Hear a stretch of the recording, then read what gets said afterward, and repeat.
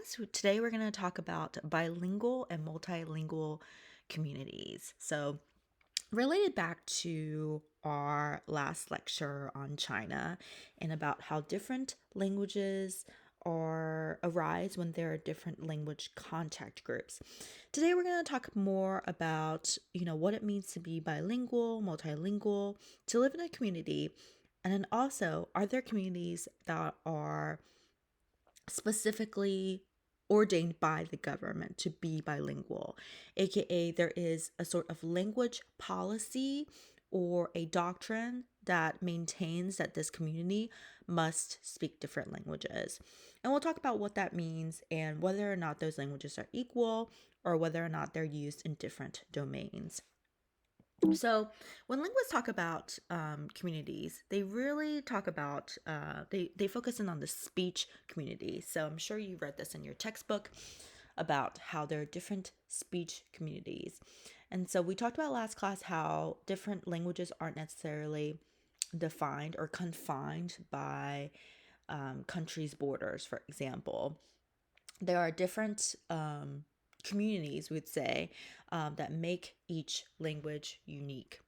So it could be geography, right? So if you live within a certain area, maybe you'll speak that language.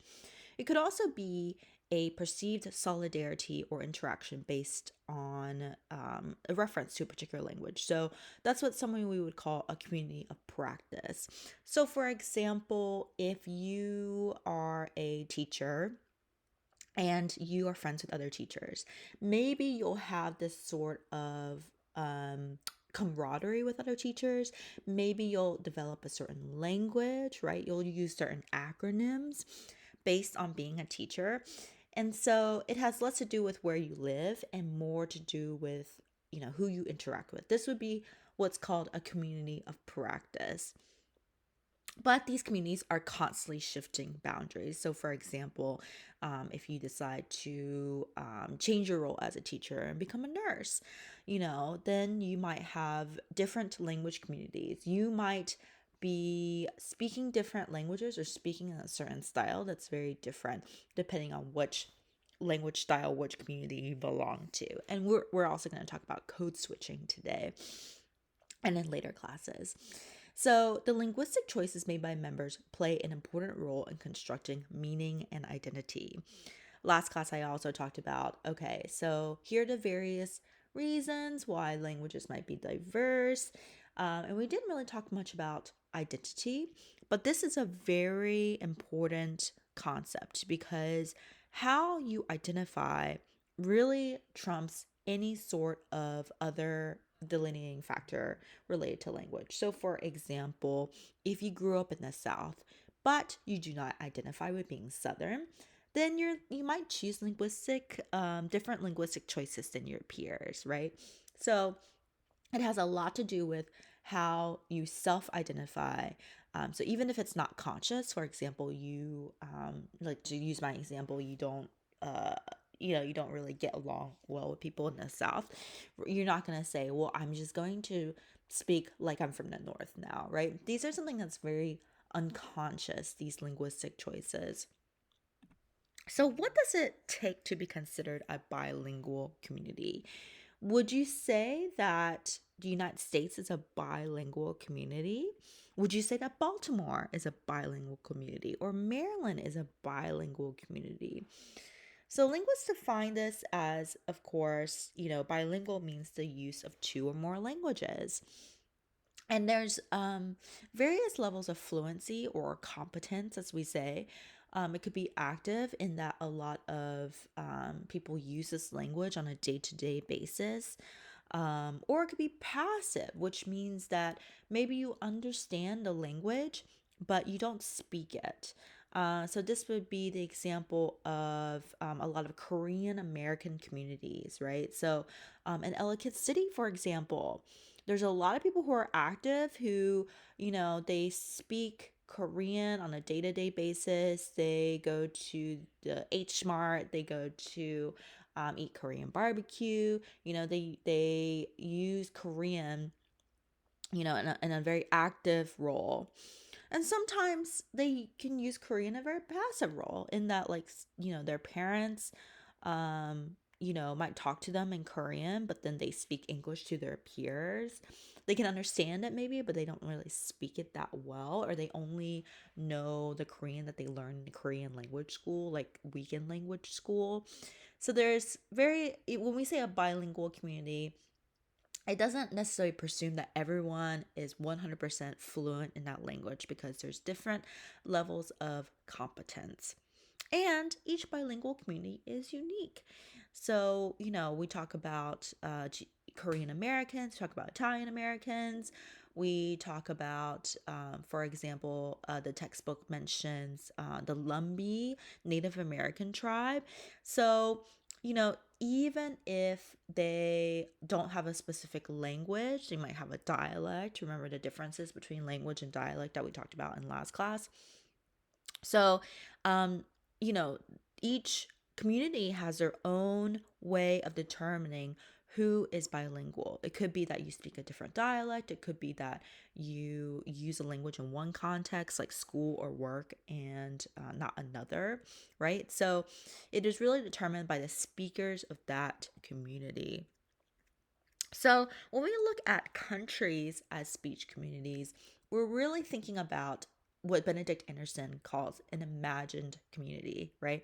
We're able to look at a country and say, okay, in the United States, we speak English. We have an English community. And that's really false, right? As I talked about last class, there are more languages than there are nation states, right? This means that there are over 30 times as many languages as there are countries.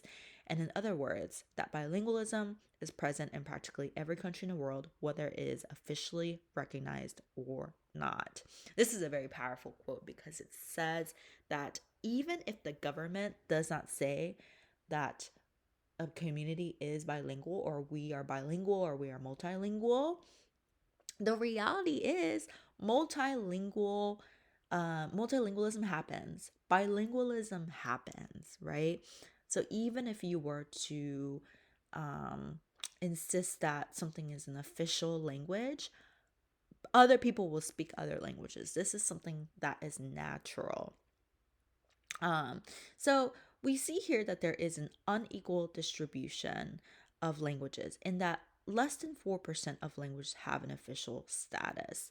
So these would be your typical languages that you learn in school. So we're talking English, we're talking French, Spanish, Korean, Chinese, Mandarin Chinese, right?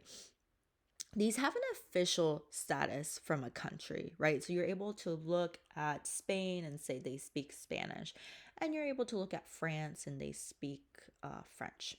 But as we saw from classes prior, there are other communities within these countries. So in Brittany, they speak Breton. In Spain, they speak Basque. They speak Catalan, right? So these countries, even if they do not have an official language, there are still groups within that country that use other languages. Most of them are unwritten. We talked about how written languages have this kind of prestige that spoken languages do not. But for the most part, usually the more powerful groups in society are able to force their language upon the less powerful. There are power dynamics at play. We saw with China that, especially in Hong Kong, especially in Taiwan, these are places that are quote unquote less powerful than the languages that are spoken in Beijing, right? So the government is able to kind of force these groups to speak Mandarin. And they do so in various ways. They say, okay, this is a great unifier language. They say, if you want to succeed in school, if you want to succeed in business, then you'll have to learn our language, right? And so they do this in a very discreet way sometimes. Sometimes it's not as overbearing. They don't say, well, you should learn Mandarin because it's more powerful. They say, well, Mandarin is a more useful language to learn rather than Cantonese, right? So they're able to maintain their power in these subtle, covert ways. Right. So we're talking about, composition of multilingual states. So how do countries, we're going to look at Belgium later today, but how do various countries maintain their multilingualism? How do countries say, okay, well, you know, we are a multilingual nation. How do these language communities thrive in the same place?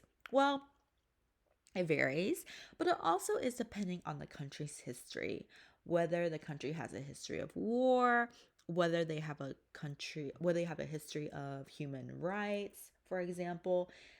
So it all depends on how people, what people believe, how people are able to navigate the different languages within a country. And we see this, this kind of flux of languages in border areas. I think last class I showed you how the different languages depend on, whether or not you live in the Netherlands, whether or not you live in Germany, whether or not you live in, Luxembourg. That people within these border areas, these frontera, right, states, they might be multilingual. We would say the southern half of the United States is multilingual. So, just to give you an example of the article talks about Hungarian and German in Oberwart, right? So you can see Oberwart is this border country, or sorry, border city, right? That is kind of near Hungary, but is in Austria. So, and of course, like in Austria, they speak Austrian German, right? And so this Hungarian town, it was originally from Hungary, but then the border lines crossed it and it transferred to Austria in 1921. Same thing make a comparison to United States, that, people were living in New Mexico, people were living in Texas, people living in Southern California. They were part of Mexico for years and years and decades and centuries. And then, the United States said, okay, we'll draw a line, after a war. And then all of a sudden they were American the next day, right? So these borders, the borders are really, inconsequential to the history of language communities of people who have lived there for numbers of years. So, in the article, it talks about how Oberwart is a linguistic island. So we would say something is a linguistic island when in that area they speak a language, but then surrounding the area they speak a different language. So we would say Oberwart's a linguistic island. It's surrounded by German villages for at least 400 years. And Hungarian remained dominant language until World War II. So they have actual documents, they have things written in Hungarian, right? But as you can see throughout time, that there's a penetration of German in social networks of bilingual Hungarian speakers in Oberwart. So if you were to look at the ages, right? The ages, they might speak Hungarian, but as soon as they grow older, they'll start to speak German. And from how did they come up with this? Well, they asked these people, okay, what is the language that you speak to your grandparents? What is the language that you speak to your parents? What is the language that you speak to your children? What is the language that you speak to your friends, to the doctor, to God, right? And so they're trying to get at these different language communities. And for the most part, people really speak the language of their friends. If their friends are speaking a language, they will most likely speak that language. So you can see that,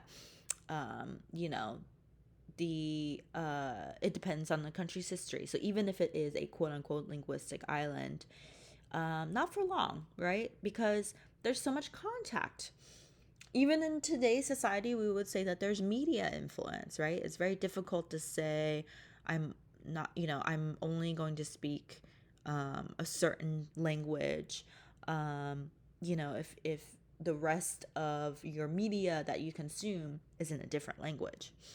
Um, so these multilingual states, it varies based on the history. There's differences between perceived and actual competencies, in that, we would say, okay, well, these Hungarian speakers, they only speak Hungarian, right?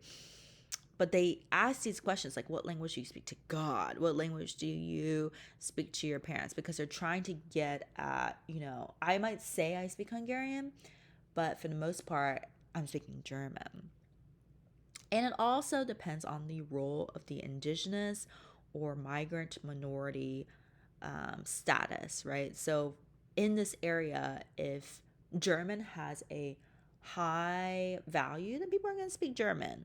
More people are going to speak German than they speak Hungarian, depending on the value of the language in society. So let's look at indigenous minority language versus immigrant and diaspora languages. For indigenous minority languages, so we're talking about lots of Native American languages, like I mentioned, like Cherokee, Lumbee. There's a risk of extinction, right? There's issues of local cultural recognition. So, and back in the day, um, the early settlers, the colonialists, when they came to the United States, they would put the Native American children in English schools, right? They would rip them away from their family to kind of re-educate them. And you can probably make the argument that some countries might be doing that today, right? Because for the most part, if you want to divorce someone from their culture, if you want to wipe out someone's culture, you start with their language. So this is different from lots of immigrant and diaspora languages, where there are no risk of extinction, no local issues, right? So we would say today that, for example, if there's lots of immigrants that come from a certain place, they bring with them their language, they have a thriving community, right? So there's no issues. It is different depending on what kind of immigrant languages. So, for example, a lot of people are in the United States might say that, learning Spanish is, Spanish, like, oh, this is a danger, blah, blah, blah. Like, these, immigrants who speak Spanish, right? Then everything will be in Spanish, right? Like, they are very upset about this. But they're not saying the same thing if you were a German immigrant, right? They would not say the same thing. Maybe they'd say the same thing like 100 years ago, right? But they wouldn't say that today. So it really is depending on the society and the culture and the politics of today. So, minorities may vary in size, geographic situation, social composition, and economic strength, and the political status that they enjoy may range from almost full autonomy to total suppression, right? So, when you're talking about a language minority, not all is created equal. Not all is created equal, in that you might be an immigrant community, but depending on the immigrant community, they sometimes they'll let you speak Swedish, right? If you're a Swedish immigrant, they'll say, oh, Swedish, can you speak Swedish to my children, right? But if you come in with, a language that has a lot of that's been very politicized, then it might be a different story. So let's talk about community multilingualism. Community multilingual. What does it mean to be multilingual as a community versus being multilingual as an individual? So some of you, in your discussion boards, you discuss, okay, I'm multilingual. I speak this language. I speak Urdu. I speak Hindi. I speak Turkish, right? So this is at an individual level. What are the languages that you use at home? Societal multilingualism is that the state is bilingual. That means that the government has an official document that says we are a bilingual or a multilingual state, aka these are the recognized languages of our country, right? So, for example, in Switzerland, in Belgium, in Canada, some parts of Canada, French is the official language. The state is bilingual. But some of the citizens are monolingual, okay? Just because you live in a certain area and the state of the area says we are bilingual, it doesn't necessitate everyone to be monolingual or bilingual, right? Some people can be monolingual depending on the language. Depending on the language. So, what matters is less about individual multilingualism, and it more matters about the situation of the linguistic groups and the sociolinguistic status of those respective languages. We'll talk about Guatemala next class, but Guatemala has 22 recognized official languages. Does that mean every single person in Guatemala speaks 22 languages? No, it just means that it's recognized by the government. Official government documents have to be available in each language. If I'm going to go vote in this country and it's an official language, right, then I have a right to have this language, in my voting documents in this language. I have a right to speak this language. That is, the difference between individual multilingualism and societal multilingualism. But to be honest, it's not always equal. Even if it is equal on paper, it's not always equal in society. So here we have what's called a diglossia. Diglossia just means that there's two unrelated languages, although I would argue there's more. There's unrelated languages that are assigned high and low statuses, and those high and low statuses are associated with particular social and economic niches. What does that mean? So, to give you an example, in a society, there might be official languages. We might say English and French, or Mandarin and Cantonese.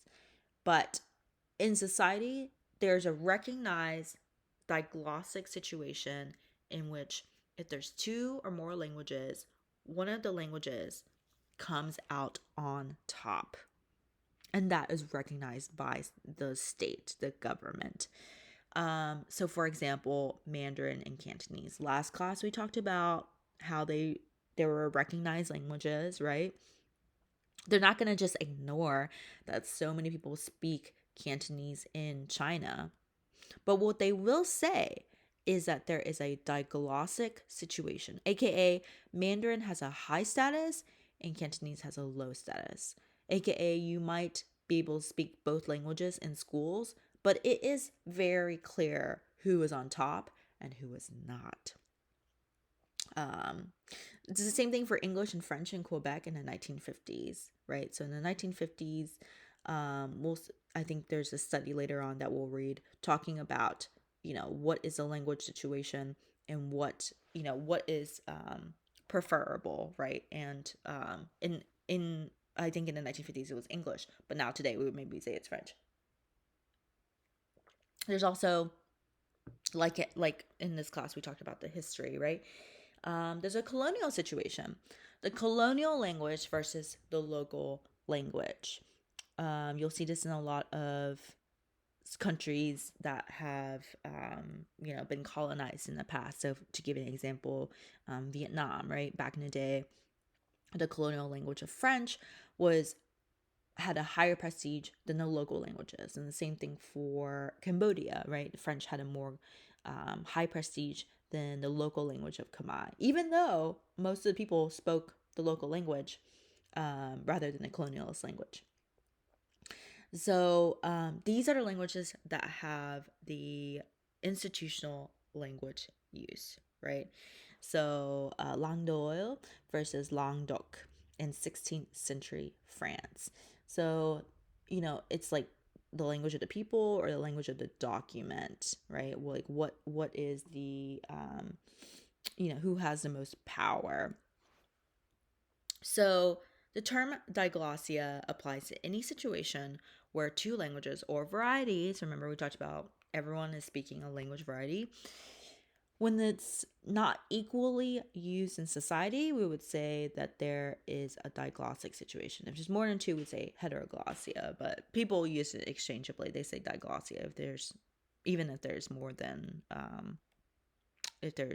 more than two languages.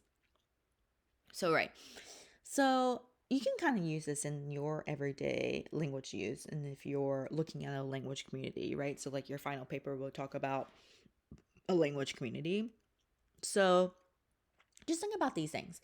What are the language uses that they use for prayers, for comedy, for a lecture, for email, for news, for conversation, for political speech, right? The use of high languages will probably be for, for those lectures. Email, depending on who you're talking to. The news will be a high diglossia. Political speech might be a high diglossia, although it depends, right? Some political candidates have used a low diglossia because they want to inspire or they want to rile up the working class or the people who are from a certain community, like an immigrant community. You might use different languages for different purposes, right? You might be code switching, which we'll talk about later. So what about English? Is English a global language, right? Is English a global language? And I mentioned last class how, when I talked to Jody Crandall, Dr. Jody Crandall, who was the president of the Center for Applied Linguistics for a long time, I said, isn't it, should we all be learning Chinese? And she said, well, there are more people in China learning English than there are people speaking Chinese. I thought this is a very, not in China, but just all around the world. There's more people in China who want to learn English than there are people wanting to learn Chinese. So this is really impact of European expansion, right? Of England, right? The British Empire was the largest empire for a long time. They conquered a lot of different lands and they brought with them their language. But there's increasing bilingualism and metropolitan languages. I used to think that when I traveled the world, people wouldn't speak English.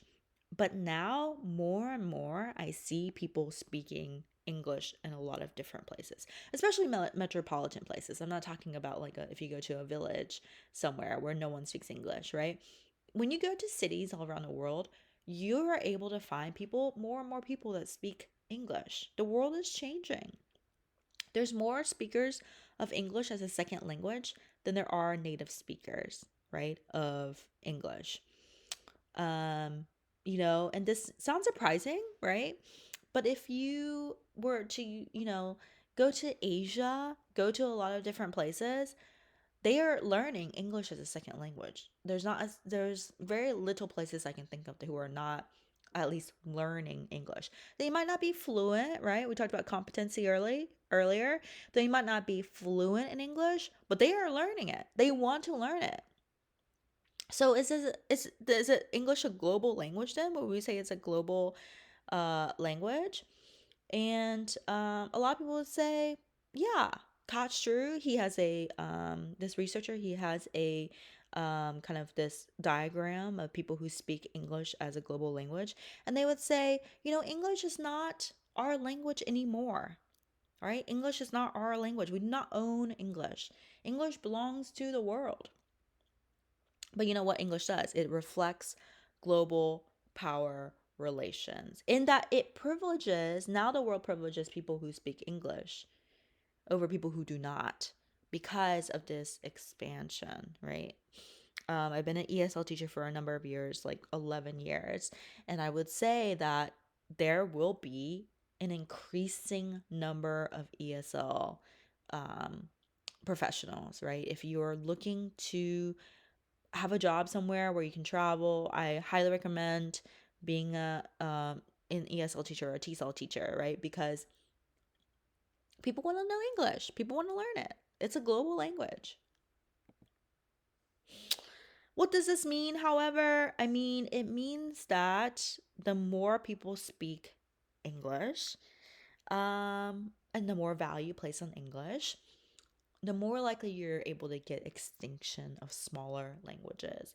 We also talked about this during language diversity PowerPoint, but a lot of the languages that we know have disappeared, right? And a lot of the languages that we're speaking now, the local languages, will disappear in the next 100 years.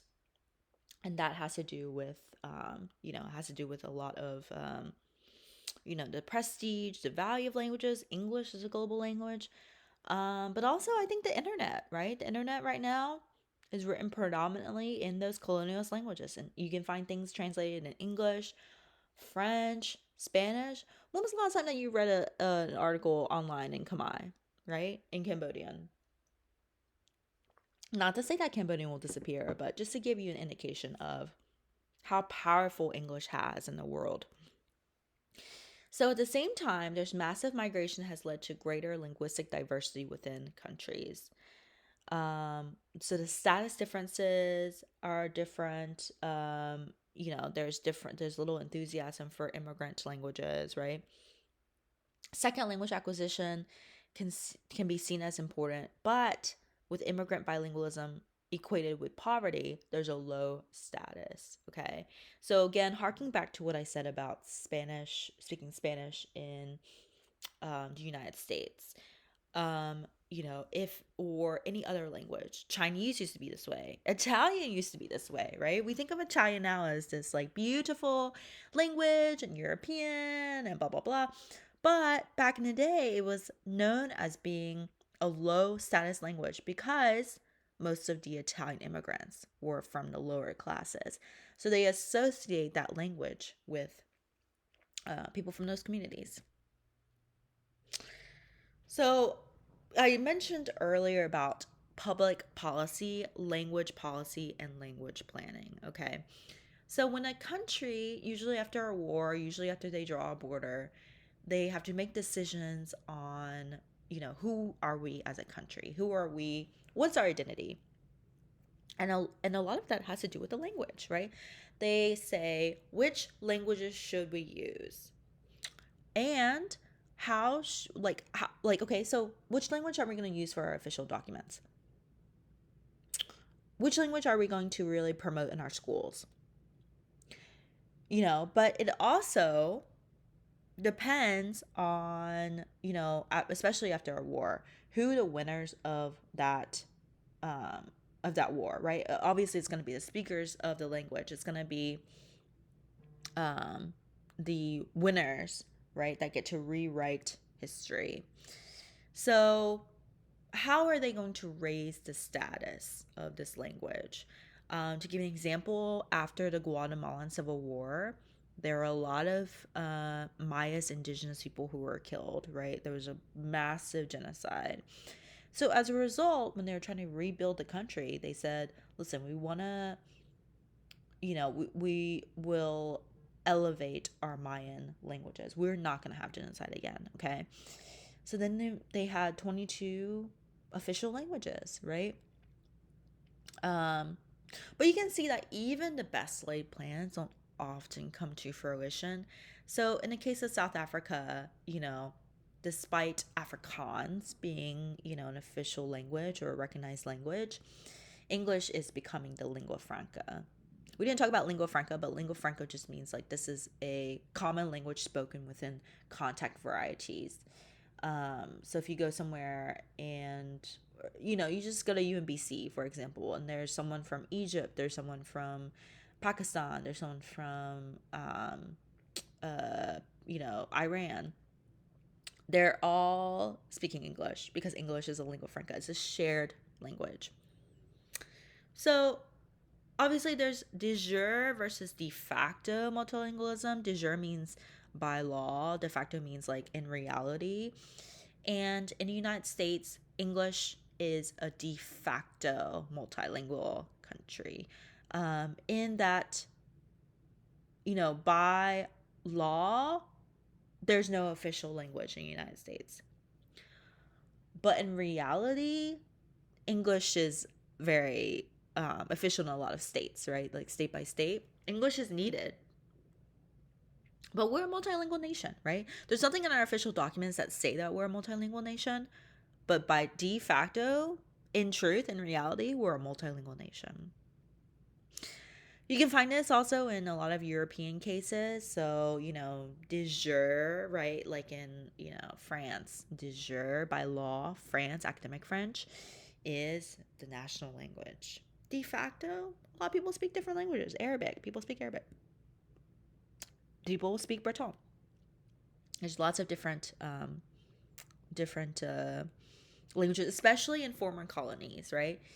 So maybe they'll have an official language. We'll talk about Cameroon in a couple classes, right? Cameroon official languages are English and French, but because they're colonized by English and French. But to be honest, in reality, most people are going to speak their own patois, right? Their own language, their own local variety. So, when we talk about majority versus minority rights, a lot of the countries are really going to take that into account. Not only if you're giving a language a specific value, a specific right, then that means that you're considering and you're privileging majority versus minority. In the case of Guatemala, they were really privileging the minority, right? But de facto, I mean, most people speak Spanish in Guatemala, especially the Ladino communities, right? Right. So they're going to, maybe they'll say, all right, like we'll give you this language as an official language. We'll make your language an official language. But in reality, people are mostly going to speak the language of the majority. This is from one of your texts. Coexistence of more than one language is not in itself a cause of intergroup conflict. Conflicts involving language are not really about language, but about fundamental inequalities between groups who happen to speak different languages. I just want to read the last part again. Conflicts involving language are not really about language, but about fundamental inequalities between groups who happen to speak different languages. AKA, it's not that, in the United States, English and Spanish, it's not about it's not really about, we don't want them to speak Spanish because we speak English, or we want them to be successful in society. We want them to, understand English because they're gonna, if they only speak Spanish, they're not gonna be successful, right? You hear all these things, but the fundamental truth is that there's an inequality between speakers, right? There's nothing to do with the language themselves. It's about language attitudes, language ideologies.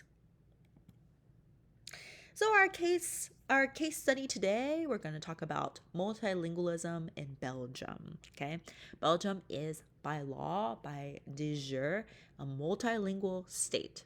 So what does that mean? Is everyone getting along really well? Is everyone speaking their different languages and living in peace? Maybe not. So if you don't know anything about Belgium, it's located in Europe, in between the Netherlands, Germany, France, Luxembourg, right? And so, of course, you're going to start off with a multilingual nation because you're surrounded by these lands, right? And there's many different communities in Belgium. There is a Flemish community. Okay, Flemish is another word for Dutch. It's their version of Dutch, right? Which makes sense. If it's in the north of the country, it's close to the Netherlands, so of course they're going to speak their own variety of Dutch in Belgium. There's also a French community, and obviously you can see that, right? It's so close to France, so there's going to be some French speakers, right? And then of course you have a German-speaking community, that neighbors Germany. So obviously, Belgium, when they were created as a state, there's already these contact communities occurring, and people are already speaking their different language. They're not going to say we're going to create our own Belgian language, right? It's you already have these existing bilingual communities, multilingual communities. Um, so for the most part, the Constitution, they had a big revolution, and then in 1970, they said, okay, we really want to acknowledge that there's four linguistic regions: the Flemish or Dutch, French, German, and the Flemish French bilingual city of Brussels. Okay, this is from your textbook. Um, so what does this mean? It means they said, okay, you know what? We're going to acknowledge, our language policy is going to recognize that there's three different languages spoken in our country, but in our capital, we want our capital to be bilingual. We want our capital to be French and Flemish. Those are our languages.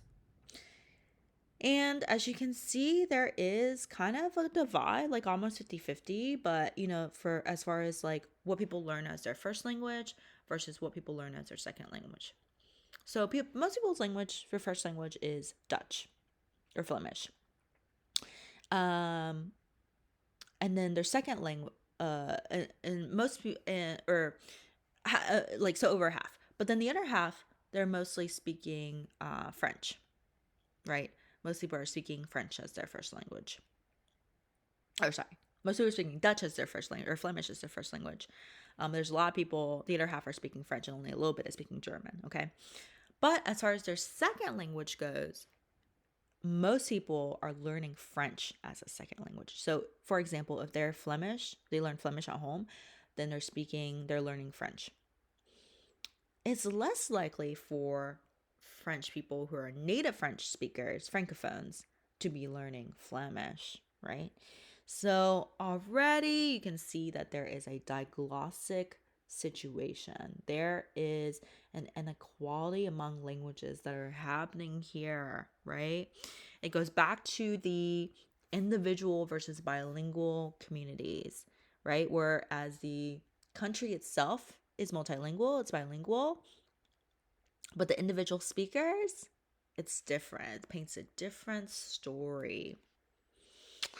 And so, in this small little city, right, the capital of Belgium, it is bilingual, French and Flemish, French and Flemish. So everybody needs to speak those languages.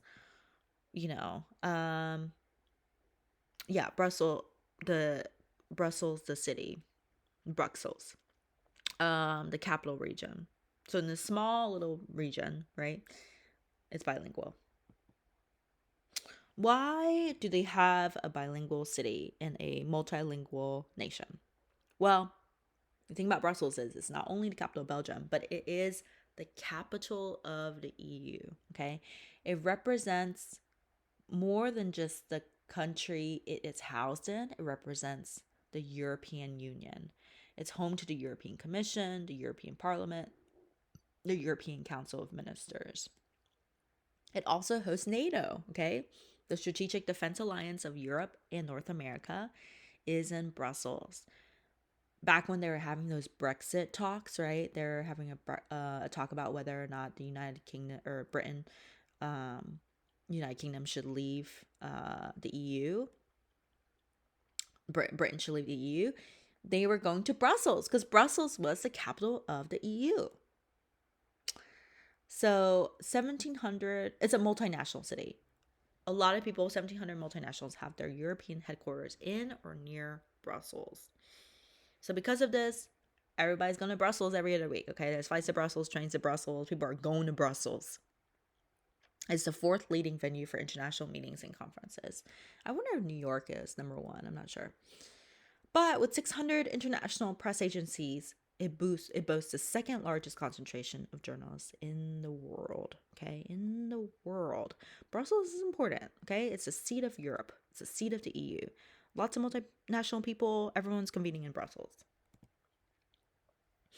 So the article that I post on Blackboard also kind of gives you some history.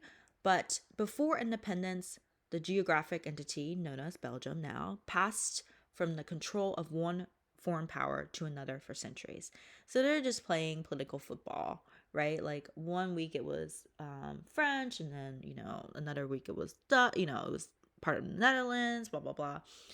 But they finally got their independence in 1830. And they said French is the de facto official language, which means that, again, it's not recognized by law yet, right? But they said, all right, we're going to have all our documents in French. And if you want to succeed in school, you're going to learn French. But Dutch has the greatest number of speakers. Flemish has the greatest number of speakers. It still has the greatest number of speakers when we're talking about their first language, right? Their native language. So, French became, this is from your article, French became the nation's dominant language, in part because Flemish, as many people call the varieties of Dutch spoken in Belgium, was long seen as a separate group of dialects, not as co-dialects of Dutch. So what does that mean? It means that it harks back to our discussion of language and dialect, differences between language and dialect. The differences between language and dialect is that language is more socially recognized, right? A language is a dialect with an army and a navy. This is a famous quote. And that is, so that's what's happening here. People saw French as a legitimate language because they looked at France and they said, okay, they're speaking French. They're from France. We're next to France. French, we know what French is. French is a language. But when they looked at Flemish, they said, whoa, Flemish is different. Flemish is a dialect, right? So even the people that spoke Flemish, right? Remember, because Flemish has the greatest number of speakers, there's more people who are speaking Flemish in Belgium. But when they look at Flemish, they see it as a dialect and not as a language. Isn't that so interesting? They're looking at their own dialect that they speak and say, oh, I speak a dialect. I don't speak this language. I know French is a language, right? But I speak Flemish. That's a dialect. It's kind of like how a person from the South would say, I speak a dialect. I speak a Southern English, right? I don't speak regular, British English. Like they're kind of, I don't want to say putting down their own language, but they're recognizing that what they speak isn't official in their eyes. So, what was the name of the language policy that they established? They really established this linguistic territoriality, right? Where they have different languages based on the territory in which they live, right? The linguistic territoriality, that's a mouthful. So, this is their language policy. They said, okay, we have certain people that speak French in this territory. We have a certain language that we speak German in Wallonia. We have a certain language that we speak in the north, Flemish. And then in our capital, we have a language that is bilingual. We share these languages. Both languages are equal in this city. So, and obviously there is there is changed over time, right? The regions and the linguistic communities are ignorant of, the ignorance of linguistic reality. So maybe like they're saying, okay, we are having this as an official language, but they are not recognizing that most people speak Flemish. Most people speak Flemish. And as you can see throughout time, throughout time that this, you see how this blue and this red, one is falling, the other one is rising. That's because, they're saying, okay, the Dutch, right? People are speaking Dutch, but no French, and that is falling. Most people are now learning French and are not learning Dutch. And that's because there was a hostile climate towards the Dutch, towards Flemish throughout time. There's also contributed, like I said, to Frenchification, the prestige of French, right? French for a long time had a lot of prestige because of France, but also because of French as a colonialist language, right? So they were able to say, we want to be part of the Francophone nations, so the countries that speak French, Cameroon, Senegal, France. So the people at this time, they really wanted to speak French. So, as you can see, as the languages spoken in Brussels, right? Um, that there's a predominance of French, right? And less Dutch and French. And also English. English is kind of making its way downtown, making its way into the national languages here, right? So Dutch really gets no love. Unless you're in the Flemish portion of unless you're in the Flemish portion of Brussels. So there's a legal separation, but there's no divorce. Speakers' language loyalty, language dominance, and emotional preference for one specific language. Right. Why do Belgians prefer to learn English as a second language rather than another official language? Why are they, the Dutch speaking, the Flemish speaking, why do they prefer to learn English, right? Or why, it's mostly, I think, the French speaking. Why do the French speaking Belgians, instead of learning Dutch, which is another official language in your country, why are you learning English? And it could be a number of factors, but I think it's mostly because negative attitudes, right? Could be because English is a global language. I think it has, I think if, again, related back to the diglossic situation, what is high and what is low? English is a global language. And also, I think B would be okay here too. So, the linguistic defection. Dutch-speaking Belgians are speaking French to their children, but no French-speaking parents are choosing to speak Dutch to their children. French has a high value, but Dutch does not. But in this country, it's important to be bilingual, right? They really value learning more than one language. Several francophone couples choose to send their children to Dutch-only schools. So there is a sense of, okay, even if there's a diglossic situation, there's still a lot of parents who say, we are living in Belgium. We want our children to speak Dutch and French with equal fluency. Okay. So, they are recognizing throughout time, because of the official statement, the official recognition of these languages, that they want their children to be bilingual in these languages. They're a bilingual country. It's part of their identity. Not without controversy, though. There's lots of controversy. So, this is in 2008. There's a Miss Belgium, right? Miss Belgium. I think she won a beauty pageant, right? I think it was in. Was it like Miss Universe? I'm not sure. I don't really keep up with beauty pageants, to be honest. But she was booed. Okay, she was booed off stage. Kind of rude. But she was booed because she couldn't speak Dutch. She couldn't speak Flemish. They reported that Elise Polishek was booed by the crowd when she was asked about her hopes for the future of Flemish during Miss Belgium 2008 beauty pageant. Okay. So I guess it was was a Belgium pageant, right? I guess she went to represent Belgium in other pageants. But in this beauty pageant in Belgium, they asked her a question in Dutch. They asked her a question in Flemish. They said, what is the future of Flemish? And she said, I don't understand.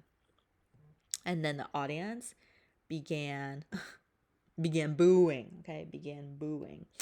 Was this fair? Is that fair to boo her? Why or why not? So here are discussion questions. Remember to pick two.